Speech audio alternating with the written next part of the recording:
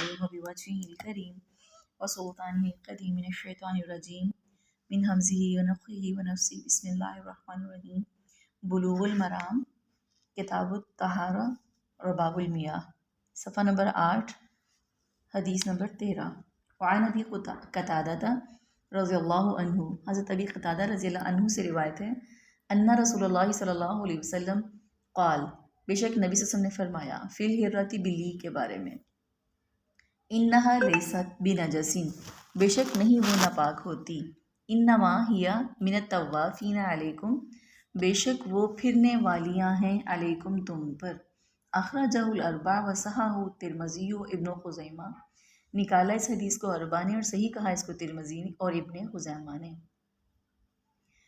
حدیث نمبر 14 عن انس بن مالک حضرت انس بن مالک سے روایت ہے قال انہوں نے کہا جاء اعرابی فبال فی طائفۃ المسجد آیا ایک اعرابی ایک بدو فبالا تو اس نے پیشاب کیا فی طائفتی تل مسجدی مسجد کے صحن میں طائفہ صحن مسجد کے صحن میں فزجرہ الناس تو ڈانٹا اس کو لوگوں نے فنہاہم النبی تو منع کیا ان کو نبی صلی اللہ علیہ وآلہ وسلم نے یعنی ان کو ڈانٹنے سے منع کیا فلما قضا بولہ جب اس نے مکمل کر لیا اپنا پیشاب امر النبی تو نبی صلی اللہ علیہ وآلہ وسلم نے حکم دیا بی ذنوب من ماء پانی کے ایک ڈول کے لانے کا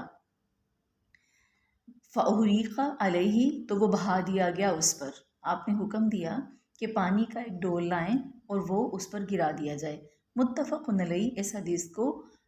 جو ہے بخاری اور مسلم دونوں نے اتفاق کیا گیا اس حدیث پر۔ حدیث نمبر 15 وعن ابن عمر رضی اللہ عنہ ابن عمر رضی اللہ عنہ سے روایت ہے قال انہوں نے فرمایا قال رسول اللہ کہ نبی صلی اللہ علیہ وسلم نے فرمایا ہے احلت لنا حلال کیے گئے لنا ہمارے لیے میتتان دو مردار ودمانی اور دو خون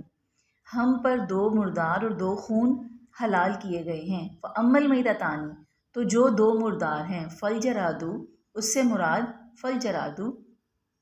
ٹڈی ہے والحوت اور مچھلی مچھلی اور ٹڈی یہ سمندر کے دو جانور ہیں وہ امت دمانو اور جو دو خون ہیں ان سے مراد ہے فتحالو والکبدو تلی اور کلیجی یہ جانور کے اندر جو دو جسم کے پارٹس ہیں یہ دونوں خون ہی ہوتا ہے بس جمع ہوا ہوتا ہے ویسے جو دوسرا خون ہے وہ بھی جب بہتا ہے تو بہنے کے بعد جم جاتا ہے لیکن صرف یہ دو خون ہیں جو حلال ہیں اس کے علاوہ خون کا کوئی حصہ جمع ہوا ہو یا بہتا دونوں صورتوں میں جائز نہیں ہے۔ اخرجہ احمد نکالا اس حدیث کو احمد نے و ابن ماجہ اور ابن ماجہ نے وفیہ ضعف لیکن اس میں ضعف ہے یعنی احمد اور ابن ماجہ نے جو اس حدیث کو نکالا اس میں ضعف پایا جاتا ہے۔ حدیث نمبر 16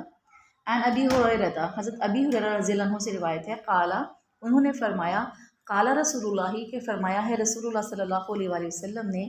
اذا وقع الذباب اذا جب وقع گر جائے الذباب مکھی فی شراب احدکم تم میں سے کسی ایک کے پینے کی چیز میں فل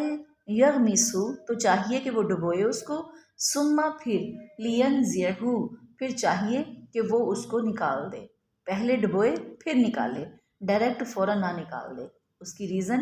فإن تو بے شک کیونکہ بے شک فی احدی جناحیہ داءً فی احدی ایک حصے میں جناحیہ اس کے پر کے اس کے ایک پر میں دان بیماری ہوتی ہے وفی الآخری اور دوسرے میں شفا ہوتی ہے اور بائی نیچر مکھی پہلے بیماری ہی کا پر کسی بھی چیز میں ڈبوتی ہے اپنا اب چونکہ بنانے والا خالق ہی اس کی فطرت سے واقف ہے وہی ہمیں آگاہ کر رہا ہے کہ اس کی فطرت کے مطابق وہ اپنی بیماری کا پر ڈبوتی ہے تو آپ دوسرا شفا والا ڈبو دیں۔ اخرجہ البخاری نکالا اس حدیث کو بخاری نے وہ ابو داؤد اور ابو داؤد نے وزادہ اور زیادہ کیے ہیں الفاظ ابو داؤد کی حدیث میں وہ یہ ہیں وَإِنَّهُ يَتَّقِي بِجَنَاحِهِ بے شک وہ بچاؤ کرتی ہے اپنا اس پر کے ساتھ الذی فیہ الداء جس میں بیماری ہوتی ہے بیماری والے پر کے ساتھ وہ بچاؤ کرتی ہے تاکہ اگر وہ زندہ بچ جائے تو اس کی شفا نہ جائے بیماری والا حصہ ہی جائے۔ حدیث نمبر 17 وعن ابی واقد اللیثی، حضرت ابی واقد لیثی سے روایت ہے، قال وہ فرماتے ہیں کہ قال النبی، فرمایا نبی صلی اللہ علیہ وآلہ وسلم نے، ما قطع من البہیمتی، ما قطع نہ کاٹا جائے، من البہیمتی کسی جانور سے، وہی حیۃ اور وہ زندہ ہو، جانور کا اکیلی ایک ٹانگ کاٹ لینا، جانور کا ایک کان کاٹ لینا، پکانے کے لیے گوشت کا کوئی جسم کا ایک حصہ کاٹ لینا،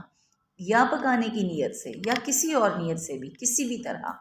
اس کو کاٹ لینا اور استعمال کرنا، اور وہ زندہ ہو، زندہ جانور کا کسی حصہ کاٹ لینا جسم کا، فَهُوَ مَيِّتٌ تو وہ اللہ کی نظر میں مردار ہے۔ کیا چیز مردار ہے؟ وہ جو پارٹ کاٹا گیا، ایک ٹانگ کاٹی، جانور باقی ابھی زندہ ہے، اس کو لنگڑا کر دیا، تو وہ اللہ کی نظر میں کٹی ہوئی ٹانگ مردار ہے۔ نکالا اس حدیث کو اخرجہ ابو داؤد و ترمذی و حسنہ واللفظ لہ، اور نکالا اس حدیث کو ابو داؤد نے اور ترمذی نے اس کو حسن کہا، اور اس کے بھی یہی لفظ ہیں۔